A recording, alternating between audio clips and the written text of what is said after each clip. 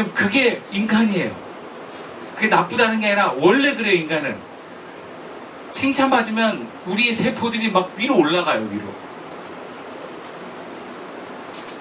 그래서 나도 모르게 교만해집니다. 혹은 그렇게 안 됐을 때 우리는 나도 모르게 그 좌절하고 패배감에 사로잡힙니다. 학생들요, 시험 한번 망쳐보세요. 완전 다 죽음이에요. 예, 막 울고 그래요, 애들. 뭐 그게 울 일이라고. 그렇습니까? 청소년들이 이 생긴 거 가지고도 굉장히 예민합니다.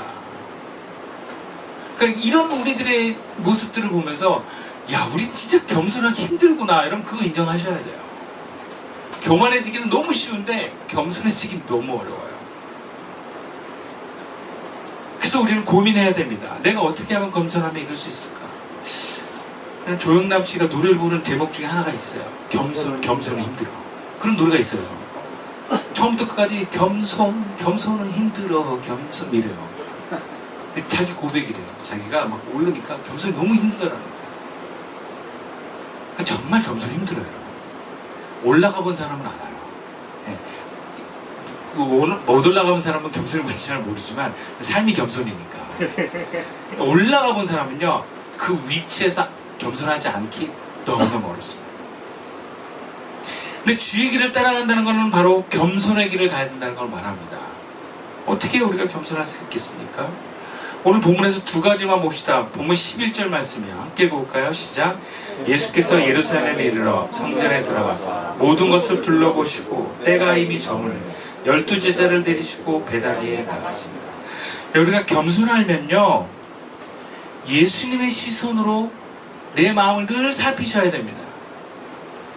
지금 예수님이 벳박에서 예루살렘으로 들어가셔서 사람들이 많은 환호성이 있었지만 전혀 개의치 않습니다. 그리고 예수님은 정작 성전에 들어가셔서는 성전을 구석구석 살피십니다. 성전을 둘러보신 데는 뭐가 부족할까? 뭐가 잘못했을까? 이거 보고 계신 거예요. 그리고 앞으로도 보게 되겠지만 예수님은 성전에서 잘못된 이런 성전 사업을 살펴보시고 지적하고 심지어는 뒤집어 엎습니다. 그거 다 사전 조사를 예수님이 마치셨기 때문에 하신 거예요. 여러분, 우리 성도들은 저를 포함해서 우리가 하나님의 성령이 거하는 우리 마음이 바로 거룩한 성전인 줄로 믿습니다. 그래서 우리는 늘 우리 마음의 성전이 거룩한지 깨끗한지 올바르게 그 성전이 운영되고 있는지, 우리 성전의 기도의 향단은 제대로 계속해서 올라가고 있는지, 말씀의 떡상은 매일 그렇게 바꿔지고 있는지, 정돈되고 있는지, 그리고 우리 성령의 불은 늘 꺼지지 않고 등대에서 타고 있는지 살펴봐야 됩니다. 살펴봐야 돼요. 근데 살펴볼 때도 내 시선이 아니라 주님의 시선으로 볼 수 있어야 돼요. 그럼 우리의 시선은 어떻게 보면 되게 관용적일 수 있어요. 아이, 뭐 이 정도면 됐지 뭐. 첫 번째 제사장에 있던 아론의 두 아들 나답과 아비후가 하나님의 명한 그 성전 안에서 불, 떡상, 향단을 관리하는 사람이었는데 이 불을 하나님의 명한 불로 안 했어. 말씀대로 안 하고 그냥 대충 했어. 바로 즉사합니다. 이게 무슨 얘기냐? 여러분, 우리 성전은 내 마음대로 내 시선으로 관리하는 게 아니라 하나님의 시선으로 보라는 거예요. 하나님이 너 1시간 기도해야 된다 그러면 1시간 기도해야 된다는 거예요. 근데 우리는 어떻게 내 시선으로 아유, 기도하면 됐지 뭐 시간은 뭐 이렇게 따져. 하나님 우리에게 말씀을 보기로 원하시는데 아유, 그 주일마다 듣는 말씀 우리가 잘 지키면 되지 뭘 또 봐, 이럴 수 있다는 거예요. 우리는 그렇게 인정하지 않고 중요시 여기지 않을 수 있어요. 너무 관대한다든지 혹은 너무 가혹한 시선으로 내가 나를 볼 수 있습니다. 그럼 내 시선을 내려놓고 하나님 시선을 보라는 거예요. 예수님 시선으로 보라는 거예요. 당시에 수많은 장사치들과 종교지도자들은 결탁해서 성전을 오염시켰을 때 아무도 그것을 문제시 여기는 사람들이 없었어요. 문제시 여기도 입 밖으로 내지 못하는 사람들도 많았을 거예요. 무서우니까. 종교지도자들. 그러나 예수님은 그것을 보고 지적을 하고 뒤집어 엎습니다. 그것 때문에 예수님이 결정적으로 죽임을 당했다는 얘기도 해요. 그만큼 얘기하지 않은 것을 예수님은 강하게 얘기하고 이 성전을 강도의 소굴로 만들었다면서 상을 뒤집는 역할을 합니다. 여러분, 그 주님의 마음으로 우리를 볼 수 있어야 돼요. 내가 생각하는 별거 아닌 것들 내버려두면 안 돼요. 내가 누군가를 미워하는 마음이 있다면, 여러분 이건 예수님이 뭐라고 하니까 살인죄에 가깝다라고 얘기를 하지 않습니까? 나가라 하고 형제한테 말 한마디 하는 것도 연자맷돌을 메고 바다에 빠져 죽을 만한 죄라고 얘기하지 않습니까? 여러분 예수님이 보는 시각으로 볼 때 우리 마음의 죄를 우리는 용납해서는 안 됩니다. 주님의 시선으로 봐야 돼요. 내가 하나님의 은혜와 생명이 흐르지 않는 내 마음을 그냥 놔두면 안 되는 거예요. 주님의 시선을 따라서 치우고 회개하고 거룩하게 회복하셔야 됩니다. 만약에 내가 주님의 시선을 모를 땐 교회 지도자들에게 물어보세요. 여러분의 이장들에게 물어보세요. 나에게 이런 마음이 있는데 내가 어떻게 해야 되겠습니까? 괜찮은 겁니까? 우리 주변에 주님을 사랑하는 사람들은 그것을 주님의 마음으로 이야기를 해줄 것입니다. 그리고 만약 내가 아직 오염되지 않았다면 내가 말씀 안에서 주님의 시선으로 보는 것도 어렵지 않습니다. 그래서 어제 만나기도 해서 함께 말씀을 묵상하면서 자신의 연약함과 죄를 주님의 시선으로 바라보았습니다. 자기가 말씀으로 보기도 하지만 기도를 도와주는 인도자와 함께 우리는 주님의 시선을 확인할 수 있었습니다. 그럼 그런 시선의 확인을 통해서 반드시 우리 마음을 고쳐갈 수 있기를 축원합니다.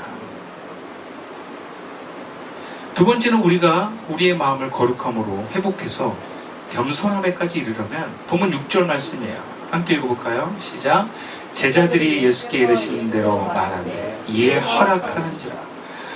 예수님께서 예루살렘 입성을 앞두고 나귀 새끼를 타고 가는데 그 나귀 새끼를 얻는 과정이 본문에 기록되어 있습니다.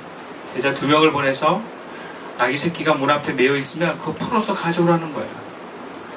근데 거기 있는 사람들이 그거 풀어서 뭐 하려냐 물으면 주님께서 쓰시려고 합니다. 그 얘기 하라는 거예요.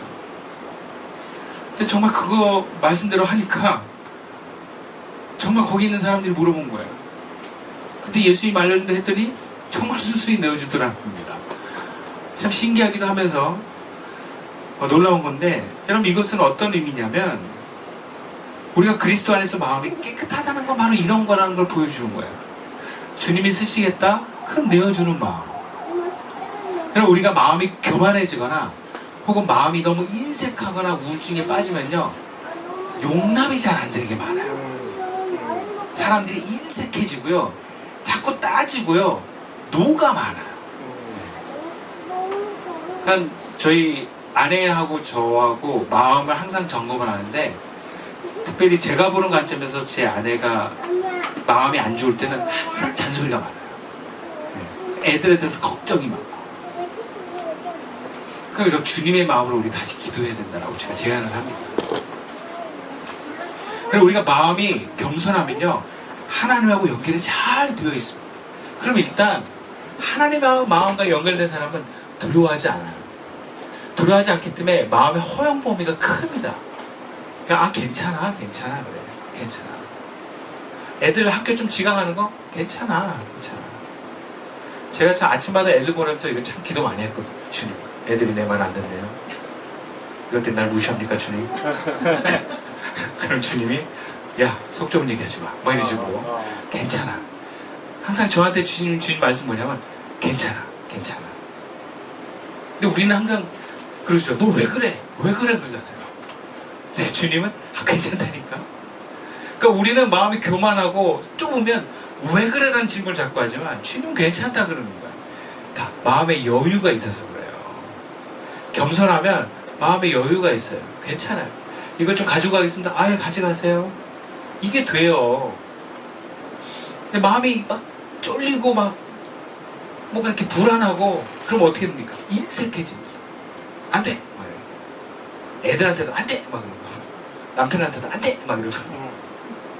그게 우리 마음이 뭔가 겸손하지 않은 마음의 상태예요.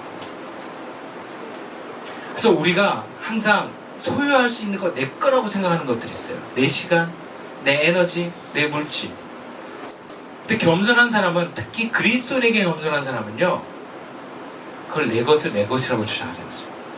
다 주님의 것입니다. 그래서 주님이 너 좀 시간 좀 쓸래? 예 하고 씁니다. 너 물질을 좀 쓸래? 네 하고 내어놓습니다.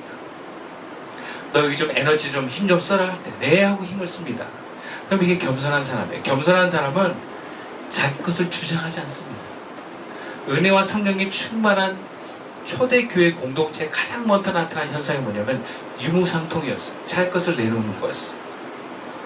그럼 우리의 마음이 겸손한 마음으로 가면 여유가 생기면서 시간도 주님께 내어드리고 물질도 주님께 내어드리고 에너지도 주님께 내어드릴 수도 있게 되는 것입니다. 그래서 주님이 쓰시겠다 내어놓는 거예요. 내어놓는 거예요. 기꺼이 내어주면 내 것이 내 것이 아님을 인정한 겸손의 마음입니다. 근데 내가 만약에 망설이고 있고 결심을 서는데 머뭇거리고 있다면 아직 내 마음이 겸손의 자리에 못 도착한 것입니다.